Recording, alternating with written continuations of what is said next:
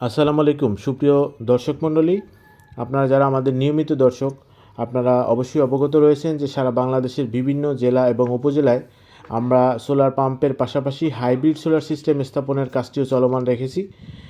তো সেই কাজের ধারাবাহিকতায় আজ আমরা আপনাদেরকে নিয়ে এসেছি চুয়াডাঙ্গা জেলার আলমডাঙ্গা উপজেলায়। তো এখানে আমরা একজন প্রবাসী ভাইয়ের বাড়িতে আমরা একটি 5 কিলোওয়াটের হাইব্রিড সোলার সিস্টেম স্থাপন করলাম। তো এই হাইব্রিড সোলার সিস্টেমটির সকল বিষয় নিয়ে আমরা আলোচনা করব। এর পাশাপাশি দাম এবং ওয়ারেন্টি গ্যারান্টি এবং সুযোগ সুবিধা কী সেগুলো নিয়ে একটু আলোচনা করব। তো আশা করি সম্পূর্ণ ভিডিওটি দেখবেন। সুপ্রিয় দর্শক, ভিডিও শুরুতে আপনারা দেখতে পাচ্ছেন যে আমরা বাড়ির ছাদে সোলার প্যানেলগুলো স্থাপন করেছি। এগুলো হচ্ছে লঙ্গি সোলার প্যানেলের LR4 মডেলের PERC মাল্টিবাসবার সেল দ্বারা গঠিত হাফ কাট মনো সোলার প্যানেল।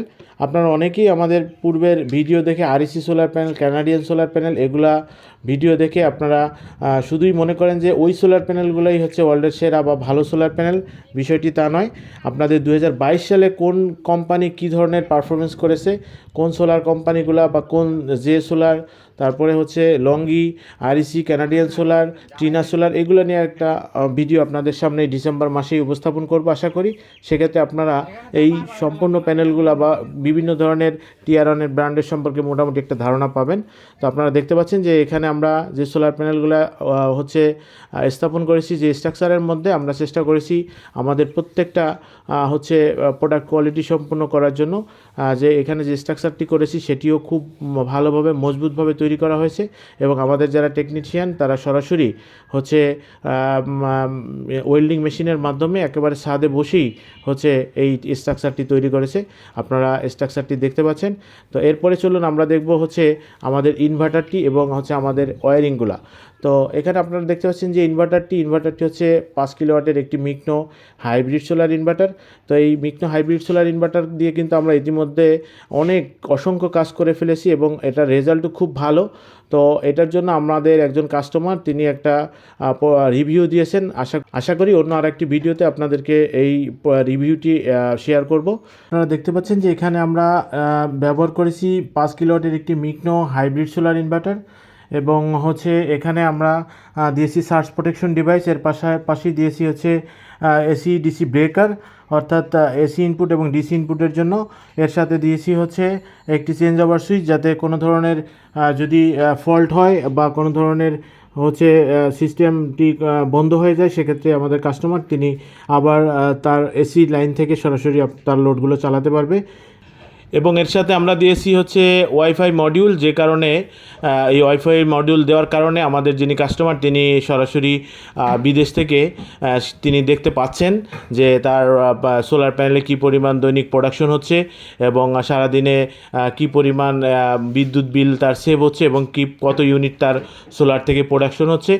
এর সাথে আমরা দিয়েছি 4টি ব্যাটারি, অর্থাৎ এই ব্যাটারিগুলো আমরা দিয়েছি রিমসো কোম্পানি 200 এম্পিয়ারের। এবং ব্যাটারির জন্য আমরা আমাদের যে টেকনিশিয়ান দেখতে পাচ্ছেন যে একটি সুন্দর কেস তৈরি করে দিয়েছি ব্যাটারির জন্য, স্টিলের কেস, যাতে কোনো ধরনের বাইরে থেকে কোনো ধরনের বাহ্যিকভাবে কোনো ক্ষতিগ্রস্ত না হয়, ব্যাটারিগুলো শর্ট না হয়, সেভাবেই এখানে শক্তপোক্তভাবে একটি ব্যাটারি কেস তৈরি করে দেওয়া হয়েছে।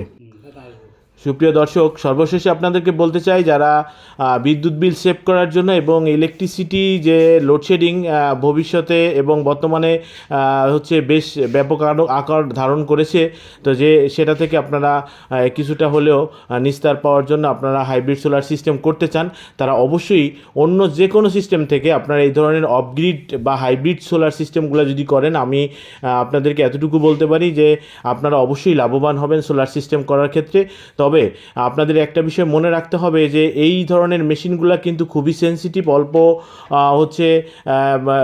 মানে যে কোনো ধরনের মিসইউজ বলেন বা যে কোনো ধরনের সিস্টেম যদি ঠিকঠাক মতো ইনস্টল না হয় বা প্রোগ্রামগুলো যদি ঠিকমতো আপনারা প্যারামিটার সেট আপগুলো যদি না করা হয়, তাহলে কিন্তু বিদ্যুৎ বিল সেভ তো হবেই না, বরঞ্চ কিন্তু আপনারা এই ইনভার্টারগুলো থেকে ভালো কোনো বেনিফিট পাবেন না। সুতরাং এখানে প্রত্যেকটা প্যারামিটার হাই কাট, লো কাট, ব্যাটারি লাইফ টাইম এগুলো নির্ভর করে করে হচ্ছে প্যারামিটার সেট আপের উপরে।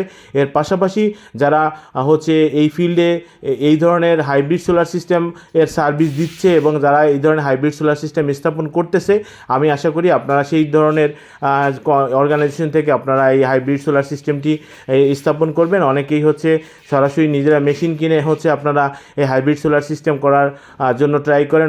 অনেকে আলিবাবা, আলি এক্সপ্রেস থেকে অনলাইনে হচ্ছে হাইব্রিড ইনভার্টার কিনেও অনেকে ইনস্টল করতেছেন। আসলে এগুলো কিন্তু আপনারা শর্ট টাইমে যদি আপনারা বুঝতেছেন কিছু টাকা সেভ হচ্ছে, কিন্তু লং টাইমে কিন্তু আপনারা বিপদে পড়ার সম্মুখীন বা বিপদে পড়তে পারেন। সুতরাং আমি বলবো যে ধরনের অর্গানাইজেশন এই ধরনের হাইব্রিড সোলার সিস্টেম নিয়ে কাজ করতেছে, সে যে কোনো কোম্পানি হোক না কেন, তাদের সার্ভিস এবং তাদের কোয়ালিটি দেখে এবং তাদের যে মানে প্যারামিটার সেট আপের কতটুকু অভিজ্ঞতা রয়েছে সেগুলো বুঝে শুনে আপনারা হাইব্রিড সোলার সিস্টেম স্থাপন করবেন। এটাই আপনাদের কাছে আমার অনুরোধ। হাইব্রিড সোলার সিস্টেমের ক্ষেত্রে যদি আপনারা বেস্ট অর্গানাইজেশন সিলেক্ট না করে নিজেরা করার চেষ্টা করেন, আমি আপনাদেরকে বলতে পারি যদি আপনাদের এই ব্যাপারে ভালো অভিজ্ঞতা না থাকে তাহলে আপনাদের হিতে বিপরীত। অর্থাৎ সোলার সিস্টেম করার ক্ষেত্রে যতটুকু আপনারা লাভবান হবেন বা যতটুকু আপনারা ব্যাকআপ বা দিনের বেলা সেভ করতে চাইবেন, হয়তো বা তার থেকে বড় ধরনের বিপদেও পড়তে পারেন। এই ধরনের ইনভার্টারগুলোর প্রাইসও যেমন বেশি এবং প্যারামিটার সেট আপ ভুলের কারণে কিন্তু ব্যাটারি লং টাইম মানে হচ্ছে সারভাইভ করবে না, এটাও নিশ্চিত। সুতরাং সর্বোপরি কথা হচ্ছে যারা হাইব্রিড সোলার সিস্টেম করবেন অবশ্যই কোয়ালিটি প্রোডাক্ট দিয়ে কোয়ালিটি অর্গানাইজেশন থেকে আপনারা প্রোডাক্ট কিনবেন এবং ইনস্টলেশনগুলো ওই সরাসরি কোম্পানি থেকে করানোর চেষ্টা করবেন। তাহলে আমার মনে হয় আপনারা হাইব্রিড সোলার সিস্টেমে ভালো কিছু পেতে পারেন। ধন্যবাদ সঙ্গে থাকার জন্য। যে কোনো ধরনের সোলার পাম্প এবং হচ্ছে হাইব্রিড সোলার সিস্টেমের জন্য আপনারা রুরাল সান পাওয়ারের সাথে